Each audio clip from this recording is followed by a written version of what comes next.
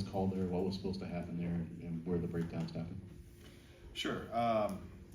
Number one, the situation was there's 1 minute and 6 seconds left, and they had 2 timeouts left, score tied. So obviously, what you don't want to do is rip 3 straight incompletions. They've got the ball back with 54 seconds and 2 timeouts, because then it becomes advantage them very quickly. And so what we were looking to do was throw a high percentage RPO with a run and execute it, and really I was hoping to get 5-6 yards on the first play to see what their mentality was going to be, if they were going to call a timeout and they're trying to conserve time, or they were just going to let us run the clock, and if they were, then we would start moving on with our 2-minute drill to go score and win the game. Obviously, we didn't execute it,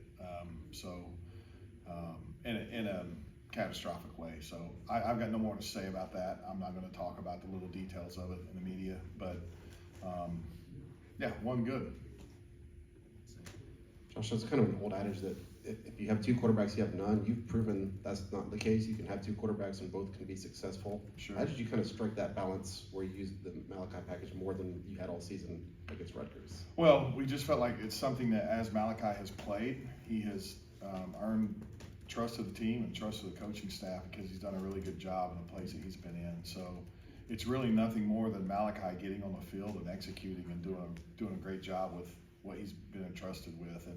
And moving forward, we feel great about Malachi. We feel great about Ryan.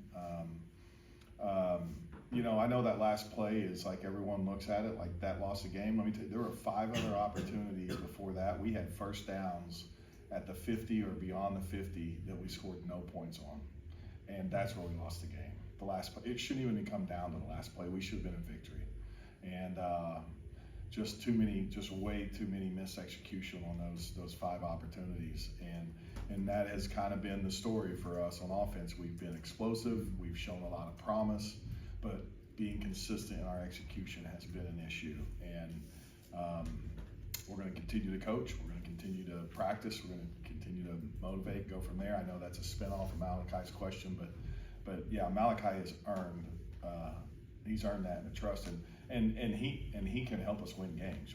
Everybody sees that when he's on the field. Josh, can you just assess the play of the wide receivers this year?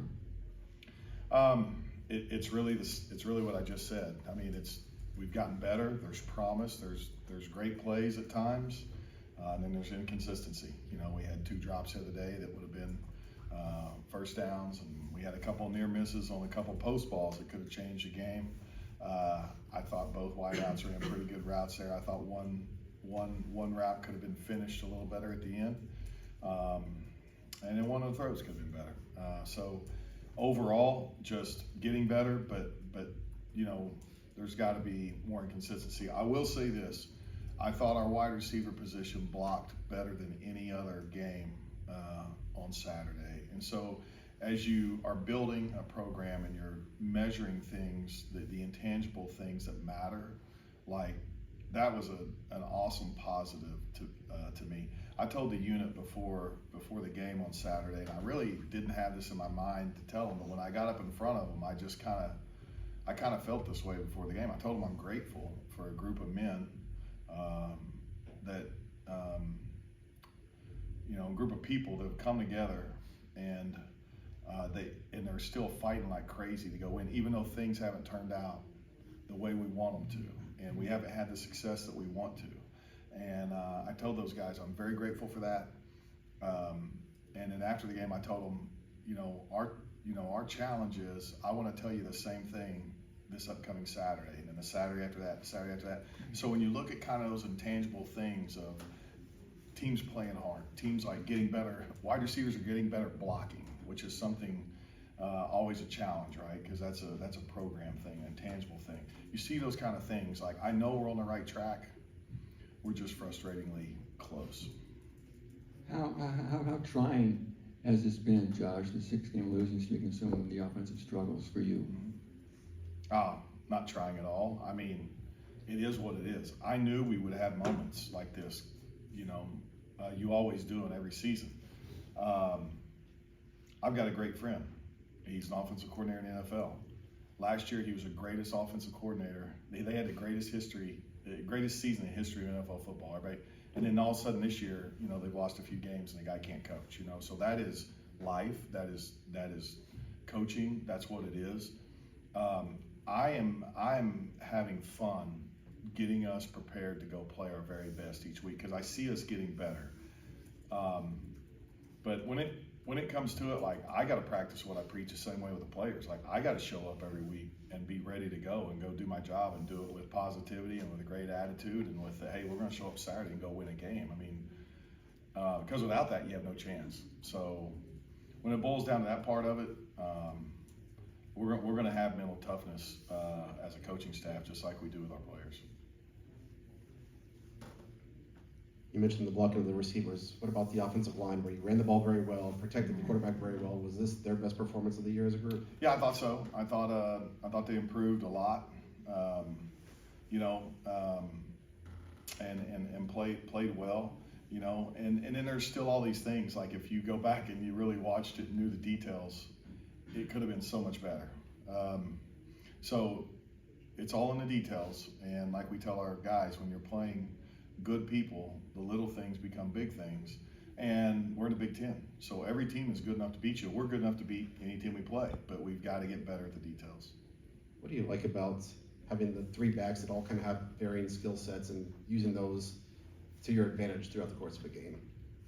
Well, I think more than anything, it just lets those guys stay fresh, and one guy doesn't get beat up. We started the season and Mock got a little banged up. He had the one game, I think he had 30 some odd carries and was a little beat up after that. And I think, what we've transitioned to, and we've seen, Malachi and Antonio Harris have both do a really nice job with the ball in their hands. So I think more than anything, it just gives you freshness and longevity of using that position to run the football as the season goes along.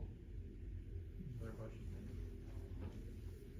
Can you just go a little bit into more of how Malachi is a different quarterback, better quarterback now, 10 weeks into the season than he was coming out of preseason camp? Sure. Well, I think one of the things that's hard to measure because you never hit your quarterbacks in camp, so it's hard to measure how good is a guy really, like, running the ball. Like, you think about the 4th and 2 the other day, there wasn't great blocking on that 4th and 2 to be blunt. But man, he just lowered his shoulder and drove his legs and went there and got the run. And so that's some of the things you don't know about him coming out of camp, and some of the things we've discovered about him as he's carried the ball this season. So I think beyond that too, he's really confident throwing the football.